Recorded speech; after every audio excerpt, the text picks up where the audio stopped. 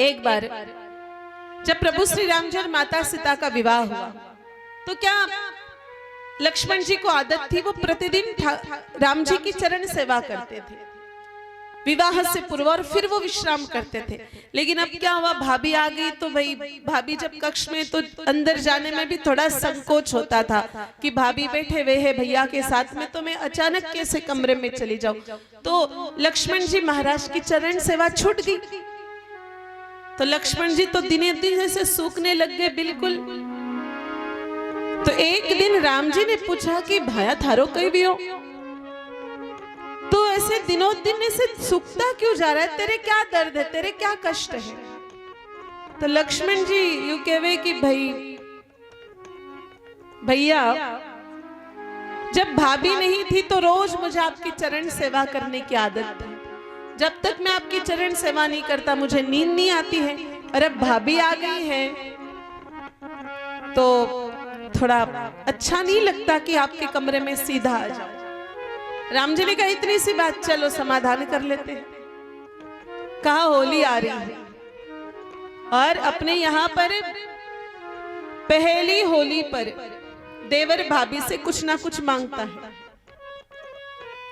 तो अब के बारे काम करना, तेरी भाभी जब तुझे कहे कि देवर जी कुछ मांगो तो भाभी के कान में जाके बोल देना कि प्रभु की चरण सेवा दे दो, बस इतनी बात बोल दे। अब मेरे भाई बहनों होली आई, होली पर लक्ष्मण जी की बारी आई माता सीता से कुछ मांगने की। तो लक्ष्मण जी राम जी के कहे अनुसार माता सीता के पास के उनके कान में बोल दिया कि भाभी ज्यादा कुछ नहीं चाहिए, प्रभु की चरण सेवा दे दो, रात रात को प्रभु की चरण सेवा कर लो। इतना सुनते ही माता सीता चक्कर आके नीचे गिर गई। मेरे भाई बहनों जब माता सीता नीचे गिरी सब चिल्लाने लगे कि पता नहीं क्या जाके बोल दिया कान में, हमारी इतनी सी छोटी सी सीता, कोमल सीता, उसको चक्कर आ गए, सब लक्ष्मण जी का माथा पड़ गया। तब लक्ष्मण जी ने राम जी की तरफ देखा, भैया क्या हो गया, आपने कहा वैसा ही तो बोला।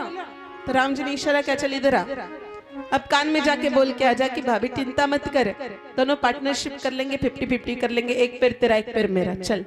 अब मेरे भाई बहनों लक्ष्मण जी गए और भाभी जी के कान में बोल कर क्या है कि माता सीता चिंता मत करो, इतना क्यों दुखी हो रहे हो, पार्टनरशिप कर लेते, एक पैर आपका और एक पैर मेरा। माता सीता को होश आ गया, माता सीता खड़ी हो गई। बोले सियावर रामचंद्र भगवान की। तो माता सीता के हाथों से पति की चरण सेवा ले ली तो उनको इतना कष्ट हुआ था। तो माताओं आप माता सीता से कम थोड़ी हो।